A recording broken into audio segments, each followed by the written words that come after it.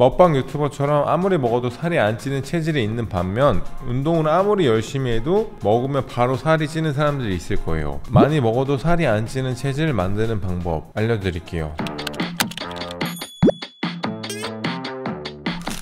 Hey, what's up guys? 안녕하세요, 피플님 운석입니다. 누구나 먹방 유튜버처럼 아무리 먹어도 살이 안 찌는 체질이 되고 싶어 할 거예요. 되게 신기하게도 많이 먹어도 살이 잘 안 찌는 사람이 있는 반면에 조금만 먹어도 물만 마셔도 살이 찐다고 느끼는 분들이 계실 거예요. 억울하지만 어쩔 수 없습니다. 유전적으로 타고난 사람은 아무리 먹어도 살이 안 찝니다. 저처럼 매일 고강도 운동을 아무리 해도 먹방 유튜버처럼 먹으면 제가 100kg 찐 것처럼 찝니다. 먹는 건 절대로 운동으로 이길 수가 없어요. 많이 먹으면 살이 찌는 게 당연하지만 많이 먹지 않아도 살이 쉽게 찌는 체질은 단순히 섭취 칼로리가 많아서가 아니라 체내 대사가 무너져서 그럴 수도 있어요. 정말 적게 먹는데도 살이 안 빠진다면, 살이 덜 찌는 체질이 되고 싶다면 이 영상을 끝까지 시청해주세요. 지금부터 살 안 찌는 체질이 되는 방법 3가지를 알려드릴게요. 첫 번째로 인슐린 저항성을 개선하는 겁니다. 살이 잘 찌는 분들은 대부분 인슐린 저항성이 높아져 있을 가능성이 큽니다. 인슐린은 꼭 필요한 호르몬이지만 많은 농도의 인슐린은 비만을 유발해 비만 호르몬이라고도 불리는데요. 특히 공복기 인슐린 수치가 높거나 평균적인 인슐린 수치가 높은 사람들은 식사량을 줄여도 체중 감소가 쉽지 않습니다. 간단히 알려드리자면 우리 몸의 포도당이 세포 안으로 들어가서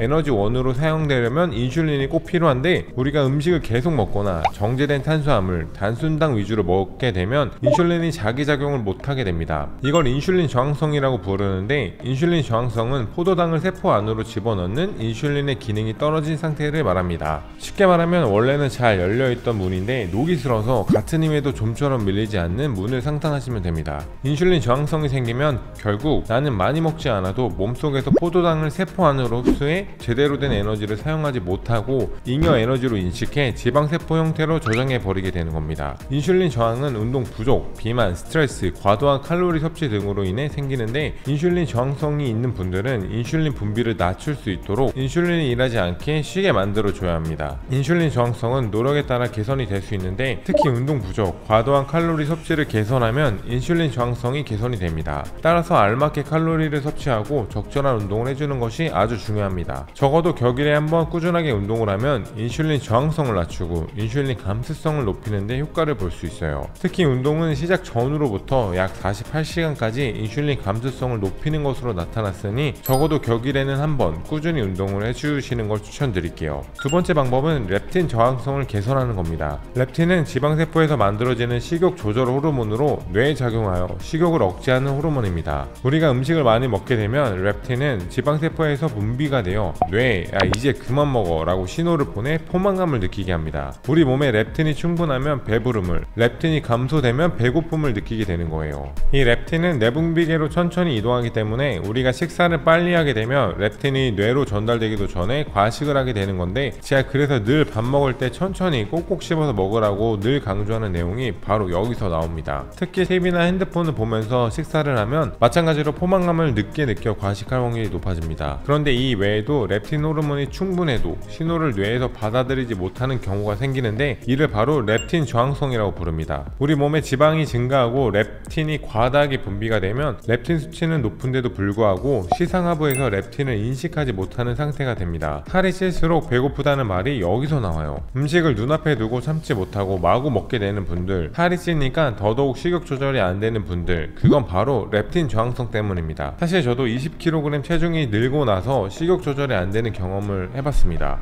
어느덧 뱀이 VIP 고객이 될 정도로 말이에요. 이런 분들은 식습관을 바꿔주거나 생활습관을 바꿔주지 않고 다이어트를 하게 되면 실패할 가능성이 매우 높아지게 됩니다. 식욕 조절이 안 되는 건 여러분 탓이 아니라 몸 안에 균형이 깨져서 그런 것이고, 렙틴 저항성이나 인슐린 저항성의 원인을 찾아서 줄여주는 식단을 하시는 게 좋습니다. 여러가지 방법이 있지만 첫 번째로 염증을 감소시킬 수 있도록 프로바이오틱스 그리고 식이섬유 등을 섭취해주세요. 염증 수치가 증가할 때 렙틴 저항성이 증가되기 때문에 염증을 줄일 수 있도록 식단을 구성하는 것이 중요합니다. 두 번째로 인슐린 분비를 조절할 수 있도록 해주세요. 렙틴과 인슐린은 신호체계를 공유하기 때문에 인슐린이 과잉 분비되면 신호체계를 인슐린이 사용 사용하게 되어 렙틴 신호가 시상하부에 전달되지 않습니다. 따라서 인슐린이 과잉 분비되지 않도록 혈당 지수가 낮은 음식을 섭취하고 식사량을 조절해 주시면 좋습니다. 살이 안 찌는 체질이 되는 세 번째 방법은 코티솔 분비를 줄이는 겁니다. 우리가 스트레스를 많이 받으면 폭식을 하게 되죠. 뭔가 감정적 허기짐이 생기는데 그건 바로 가짜 배고픔입니다. 스트레스를 받으면 우리 몸은 코티솔 호르몬을 만들어내는데 코티솔은 양쪽 신장 위에 있는 부신에서 분비가 됩니다. 우리가 스트레스를 받으면 코티솔은 몸속 탄수화물과 지방을 잘 태워 필요한 에너지를 만들 수 있도록 지시를 합니다. 하지만 만성적으로 스트레스에 시달리면 체내 코티솔 수준이 증가한 상태에서 유지가 되고 이로 인해 인체 보상 시스템이 가동하도록 유도가 됩니다. 보상 시스템으로 인해 우리는 스트레스를 받으면 자극적이고 칼로리가 높은 음식을 찾게 되고 많이 먹게 되는 겁니다. 그렇다면 코티솔 분비는 어떻게 줄일 수 있을까요? 스트레스를 주는 상황 자체를 바꾸기 쉽지가 않다면 신체 활동과 휴식으로 코티솔을 낮출 수가 있어요. 특히 신체 활동은 도파민과 세로토닌을 뇌로 방출해서 코티솔을 낮추는 데 큰 도움을 주게 됩니다. 과한 운동이 조금 부담스럽다면 매일 30분씩 산책을 하는 것만으로도 충분합니다. 앞서 다룬 세 가지 호르몬들은 톱니바퀴처럼 맞물려 있어요. 예를 들어 코티솔이 증가하게 되면 단 음식이 생각나게 되고 단 음식을 먹으면 인슐린 분비를 촉진하게 됩니다. 인슐린이 과도하게 분비되면 인슐린 저항성이 생기고 인슐린 저항성이 생기면 렙틴 저항성 역시 높아지고 그로 인해 식욕 조절이 안 되어 폭주하게 먹게 되는 겁니다. 세 가지 호르몬은 서로 악순환의 고리를 만들어 살이 찌는 체질로 사람을 변화시키게 됩니다. 그래서 살이 한번 찐 사람은 다른 사람보다 더 빼기 힘드니 제일 좋은 건 적당히 맛있는 거 먹고 적당히 운동하는 게 가장 좋습니다. 저도 타락한 음식을 먹어보니 이제 건강한 음식만 먹으라고 구독자분들에게 더 이상 강요는 못하겠고 치킨, 피자,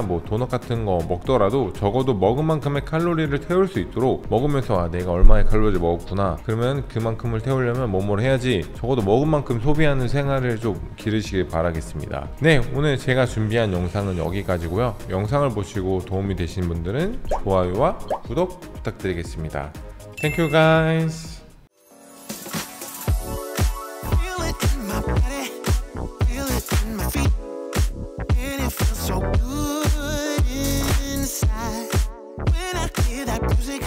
It gets me on my feet, makes me wanna dance.